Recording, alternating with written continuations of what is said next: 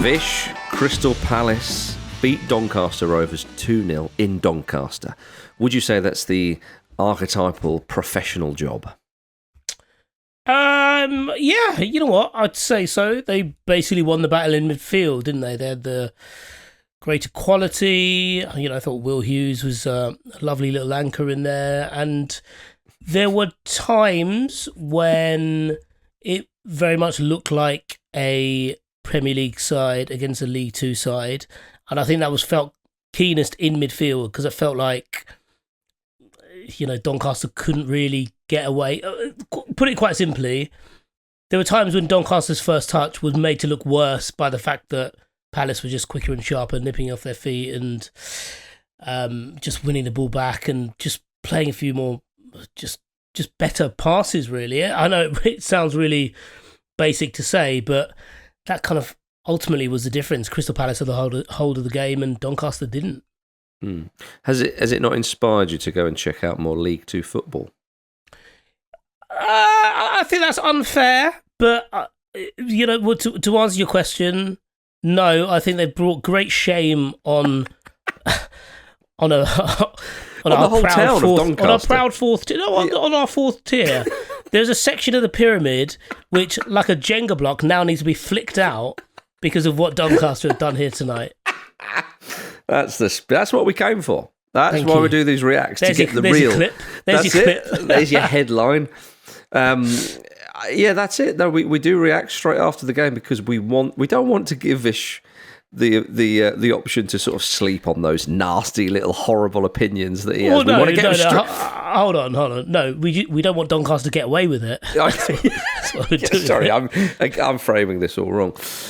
Did you at least appreciate though that the cameras kept cutting to a young lad with a drum in the stadium, trying to get the home fans going?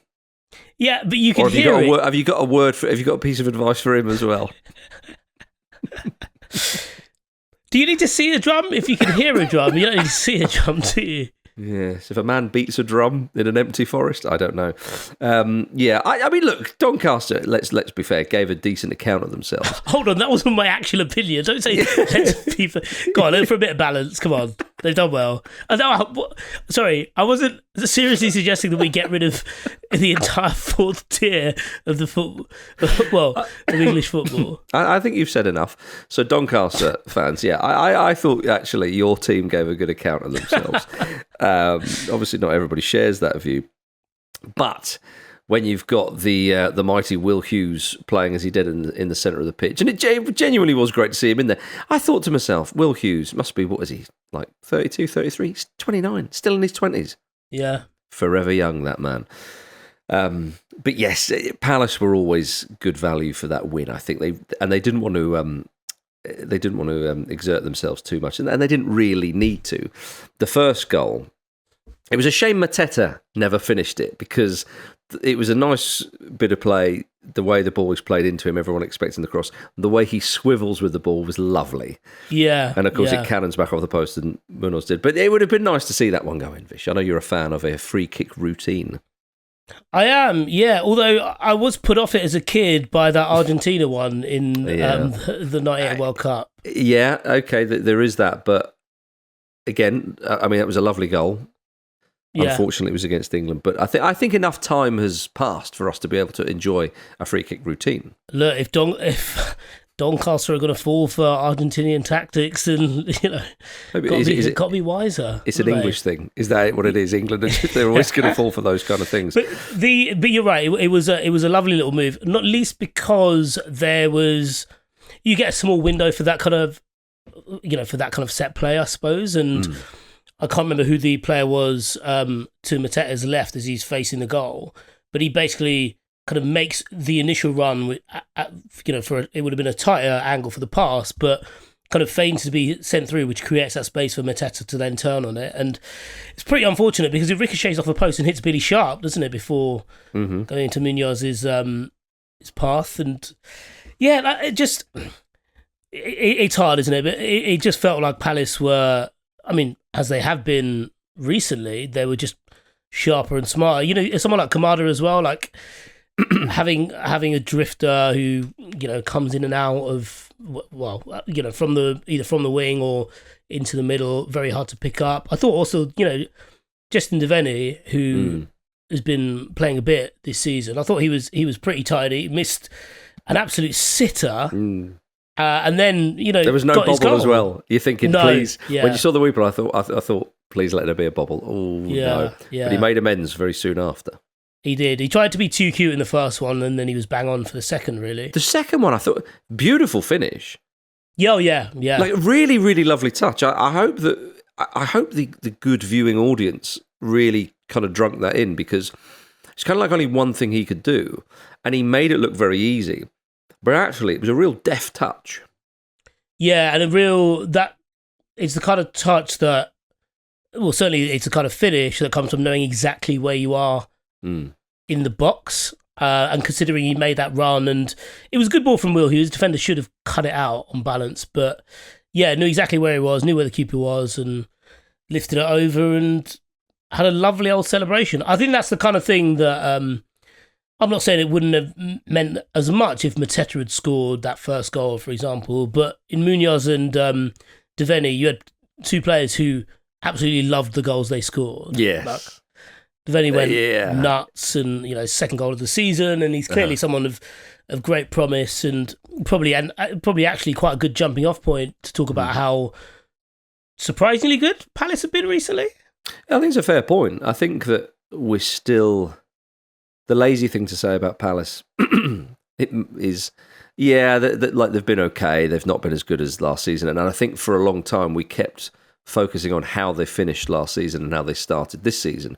Well, we are in February now, so any kind of talk about how they started the season is kind of, it's been and gone, hasn't it? But you're right to say that actually of late in the Premier League, they've been just going about their business and picking up the points and without too much of a fuss, really. People were concerned, I think, for Palace when Esse left for Bayern Munich, obviously a very, very important player for him. I thought, well, might they be in a relegation scrap, something like that? I personally didn't think they would, but I understood that point. But there they are, they're 12th in the division, only a point off Brentford. A top half finish is well within the realms of possibility. I know we talk about that tight pack in there. But no, they're having a fairly solid season because, as you say, they have picked it up from that shaky start. Yeah, I mean, they'd won only one game in their first 13 Premier League matches. Yeah. And there's the shaky start. Yeah, and had it not been for, some poor teams beneath them, they would have been bottom, really. I think they were as low as, 19th at one stage, which kind of tallies more to the fact that teams hadn't played the same number of games. But yeah, the run they've been on since that point, they've only lost 2 games. This was their 5th consecutive away game where they hadn't conceded a goal. Obviously against lower league opposition, but they've been to some pretty tough places since they last conceded a goal at the last week of December. So yeah, like it's kind of all coming together. You think of when we were talking about Palace probably at the start of last season and talking about their squad in particular and about lowering the age profile and stuff like that. Bit extreme to do that in the dugout, but they did it. And yeah, you got players like Devaney coming through. You've also got, I suppose, like Esse being, he's always taken on responsibility to a point, but it feels like now he's a wiser head in that group, which is only a good thing, really. So yeah, that kind of rebuild is never easy to do, and yeah, it was always going to be difficult for Glasner to cope without Esse. I don't think we realised it'd be as tough as it ended up being, but yeah, I mean, as I say, they've kind of only been going one way. Yeah, and I mean, Mateta is a proper centre forward. I know he didn't score tonight, but he is... You'd hope for Palace's sake that they'd be able to keep him, and they might well do, because again, he is that sort of sweet spot of a striker for a kind of mid-table kind of Premier League team, in the same way for Fulham like Mitrovic was or Raul Jimenez is. It's that player who it's unlikely that the big clubs are maybe going to call him. Maybe that's a touch harsh on Mateta, actually. And I think that's fair. Like he's only really recently got going. Like he's in terms of like, and obviously we're expressly talking about the league here, but he's got like 6 goals in his last 5 games. Like that's he does love a purple patch, Mateta. He does, yeah.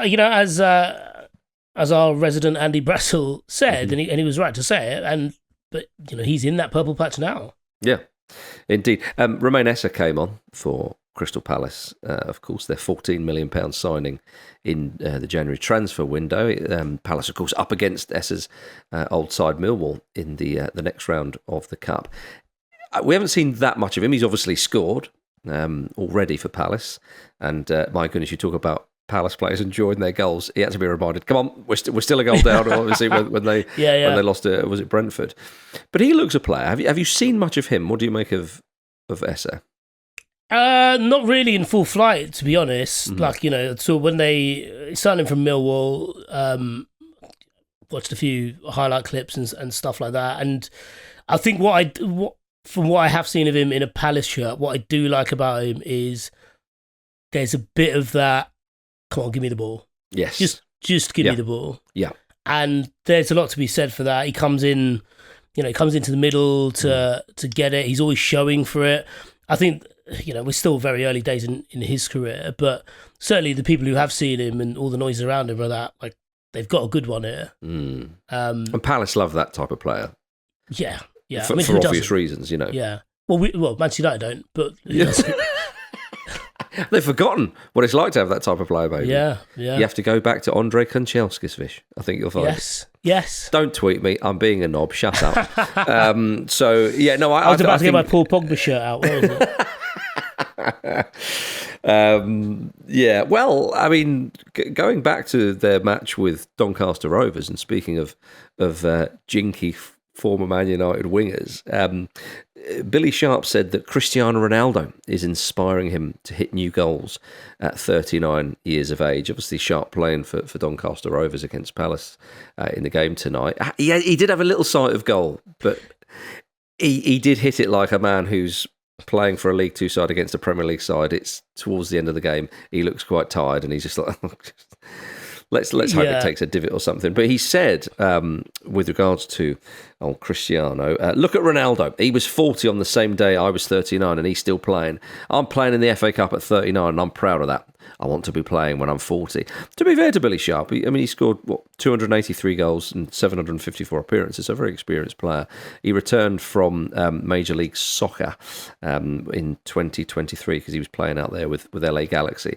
I do find it quite fascinating when a guy of that experience, that age, goes to the States and you think, okay, that's a lovely way to kind of finish your career, really. So, obviously we know the lifestyle, blah, blah, blah, blah, blah, but he wants more. He's like, no, I'm not done yet. I've still got a bit of fire in the belly. I admire that. I really do. Yeah. I also think people at that age, when they go to MLS, I feel like they don't appreciate the travel. Yeah. It's so much travel. It's so much time on planes. And it's also quite a physical league as well. I think the idea you go there and you're going to be playing in your slippers and cigar on is utter nonsense. I mean, it's not as good as the Premier League, quite clearly, but it is quite a physical league, as Andrea Pirlo definitely found out when he went there. It's so funny that he's leaning on the post. Yeah, just fucking mark someone, you coward. Yeah, I was really glad when Pirlo... he likes wine, he sits in a vineyard. Just do something. I was really glad when Pirlo... Stop living off Panenkering at Joe Hart, yeah? Yeah, when he got found out when he played in MLS. That was a good moment for all English football fans. The other thing about MLS is the climate as well. Yes, indeed. They play it in the summer over there. It is gruelling, especially in the part, in the part of America that Billy Sharp was in. Yeah, indeed. Although at least you have a bit of a sea breeze. Imagine playing for old Inter Miami. Yeah. In the humidity of Florida. It's amazing that Messi could do it, quite frankly. I've always rated that guy. Right, elsewhere in the FA Cup, did you see that Jadon Sancho commented on Marcus Rashford's Instagram post after his Aston Villa debut? And he just simply wrote, freedom. I was like, Jadon, you're both still contracted to that club. Yeah, and also like very different circumstances that they, like certainly around their departures anyway, and different managers. At the time. Different managers, yeah. He's he's a little bit different, but it says so much that Sancho, after what he went through, regards it as an escape. Yeah, totally. You got out. Oh, thank God. You're not going. Oh, we have to go back. Jeez. Yeah, I've got to clear my locker. My lunchbox is still there.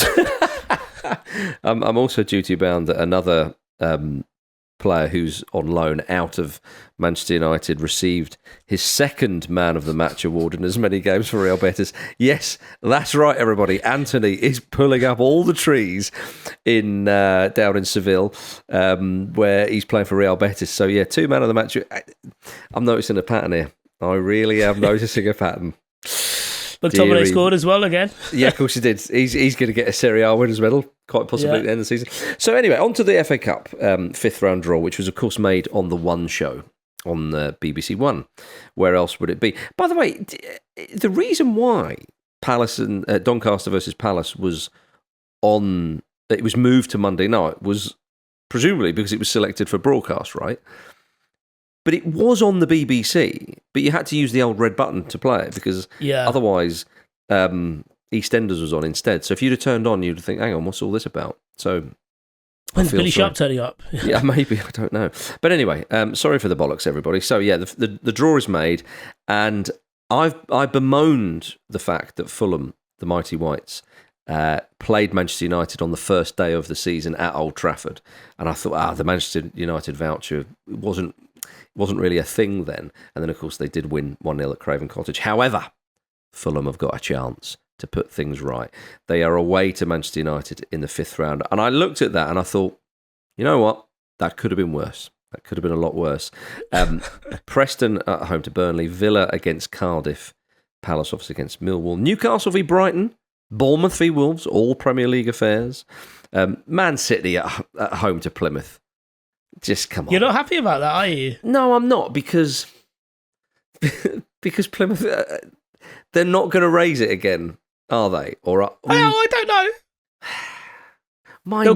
They'll get good gate receipts, of course. Well, it's at the Etihad, so that's something. I'm pleased for them that they'll get, and presumably that match will be on TV as well. But when I say they're not going to raise it, I just suddenly remembered. They don't have to raise it that much, though, do they? No. Against Man City. So, there could be a chance there. Exeter and Nottingham Forest are playing tomorrow night, which is annoying, but they are. And the winner of that match will play Ipswich. So, I'll tell you something, all joking aside, it really is up for grabs, this cup. And, I'm sure we've said this in other years, and, then Man City go on and win it. But the fact is, Man City were the best team in the land back in those days. Back in those days, get a load of that, eh? All those ancient years 9 months ago, yeah. No, but obviously Liverpool are out, Arsenal are out, Chelsea are out. 3 big sides there. Spurs are out as well, if that's of any consequence. So you look at it and you think, well, Villa, right? We know Emery loves a cup competition. A real chance for them. Newcastle already in a final. They're playing Brighton. So think about it. Aston Villa, right? Most Aston Villa fans were not aware, or not born perhaps, when they won the league in the early 80s and then the European Cup. They're obviously very aware of that history, very important history in their clubs, in the fabric of that club. Some of them may well remember a couple of League Cup wins in the 90s, but again, a long time ago. A trophy now will... it would be incredible for them. Crystal Palace never won a major trophy in their history. Neither have Brighton, Bournemouth, Fulham, as I've bored everybody to tears saying on this podcast. Newcastle, I mean, yes, of course they have, but again, it will feel like that at Newcastle. Forest a little bit different because the Clough era is just so well known, and the 2 European Cups and all that kind of stuff. But also because of what's happened since, and yes. Specifically in the last 20, 25 years, that will matter a lot. Yes, you can chuck them in there, I think. So really, like Manchester City, are the only Premier League side, you would say. I mean, and obviously we could put Wolves in this as well. I'm forgetting them. Sorry, Wolves fans, and Brighton as well, who have never won a major trophy. It's only Manchester City and I've forgotten Ipswich Town as well. Of all the Premier League, it's only Man City, really, who are the ones who are used to winning silverware. All those other clubs, as I say, all the other Premier League clubs, and I haven't even mentioned the Championship clubs, of course, but all those Premier League sides, it would feel, like the first time, if it's not the first time, for an enormous amount of people, which would be quite stunning. But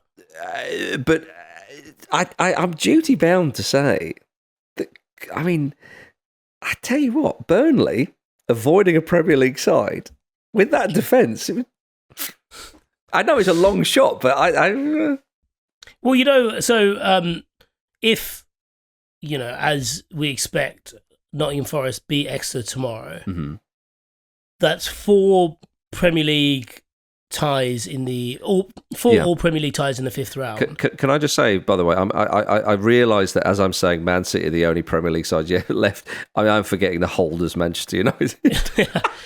That's, you know what? That's totally fine. That's Jadon Sancho's Manchester United, not Marcus Rashford's Manchester United. Sorry, carry on, please.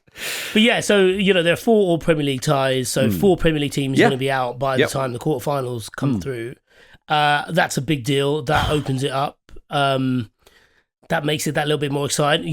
This is the, truth be told, barring Man City, Plymouth Argyle, this is a broadly uninspiring round, but it feels like maybe it's a necessary evil for what could be a really intense quarterfinal. Yes. Or certainly a really intriguing quarterfinal, to put it that way.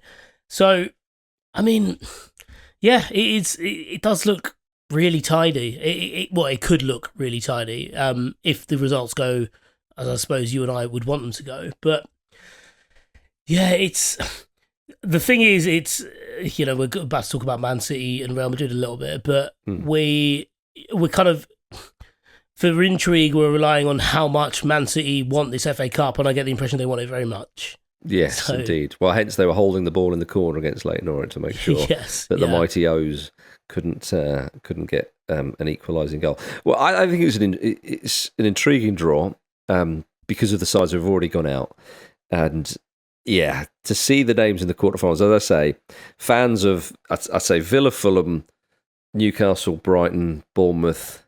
Duty bound to chuck in Wolves and Forest in there as well. They are sides who could really do something. And oh my goodness, it would be brilliant if we saw a non-Manchester name lift that trophy. I'm sorry to say, Vish, but for the sake of the neutral, Anyway, we've talked a bit about Manchester City, and could they get past Plymouth Argyle in the 5th round of the FA Cup? Well, they've got the small matter tonight. Where by the time you're listening to this podcast, it will be tonight. They've got the small matter of facing Real Madrid in the Champions League, lest we forget that they're in that. The 4th time that these two sides have met in the Champions League in the last 4 seasons. Good news is for everybody involved that Wayne Rooney will be on punditry duty for that game. So I think that's something we can all get behind. Did you see that Ruben Diaz said of this season at Manchester City? He said, "This has been the most difficult season since I've been here, but I am a firm believer that even in the most difficult moments, you can achieve something beautiful." Do you think Manchester City can achieve something beautiful against Real Madrid specifically? Because I don't think they can. Well, Real Madrid have been in their own little La Liga funk, haven't they? It's the Champions League, Vish. It's Real Madrid. I know, and we say it every time. Mbappe's the house always kind wins. of hitting a house bit of always form. Wins, yeah. But we watched Ocean's 11. We did. Now imagine Ocean's 11 with loads of asterisks. This is what this could be. You just don't know. Did you watch Ocean's 12 and 13? There were two more films. Yeah, I did, yeah. Right, Which is the one where Julie Roberts plays Julie Roberts? Oh, spoilers. 12. Yeah, it was the second one, yeah. Yeah. But Julia Roberts, you didn't watch it. You didn't like Ocean's 8, did you? You refused to watch that, did you? Didn't watch it, mate. Yeah. You haven't watched the Ghostbusters remake, have you? Do you know what I have? And I got in a lot of trouble from, I can't remember where I was or whatever, and I said I think it's better than the original, and I mean it's an entertaining film. It's not better than the originals. What are you saying? You can enjoy both films. Why do you have to rate them? You know what I mean? It's not like they're playing each other. You started by saying it was better than the originals. It's not like they're playing each other in the Champions League. Anyway, I think that... They don't have enough players to start with. They wouldn't? No. Even Ocean's 13 would not be able to make use of all the subs you can nowadays. I suspect we'll see quite a different approach from Guardiola against Real Madrid than what we're used to seeing. I know we got this season, but I honestly think they might like sit deep and try and hit them on the break, or do you know what I mean? Like playing a very kind of tailored style, because they can't play a high line with Mbappe and Vinicius and co. And what we've seen from their midfield recently, and certainly this imposter Gundogan they've got back. Why did he return? They don't really have the legs anymore, do they? No. So can you imagine the amount of back and forth? They couldn't, cope with Arsenal. No. And Arsenal are an excellent team, but Arsenal don't shift it back and forth in the way they used to. And Real Madrid have just one direction and one speed. Mm-hmm. So yeah, it could be quite ugly. It would rely on a positive result for Man City would rely on them. Mm-hmm. Playing a bit more conservatively, almost basically trying to do what they did to Chelsea, really. But even that felt like an in-game tweak rather than a broader. Yeah. Actually, you know what? This is how we're going to do things from the off. So, I mean, it's interesting. I'm not a massive fan of this new schedule, but if it gets Man City, Real Madrid out of the way, then early doors, and I'm all in. Fair. Yeah, UEFA have got us by the Jaffas, haven't they? Anyway, well, we're looking forward to the Champions League tonight, and also one more FA Cup fourth round game for some ridiculous. reason. Yeah. What are they doing? Why are they stretching it out? Not all these games have to be on TV. If the BBC weren't just like, Premier League game, let's get that on TV, then we'd have quite a nice even spread. I don't know, Vish. No one benefited from watching Manchester United Leicester City on Friday night. That is true, yeah. Yeah. Who's your money on that? Give us a score prediction, Vish. Man City versus Real Madrid, first leg. 2-2. 2-2. Mm-hmm. I like that. Yeah. That'd be nice. I'd settle for that. Entertaining stuff. All right. Appreciate it, pal. And yes, I'll see you on Wednesday with the other lads. Ta-ta for now.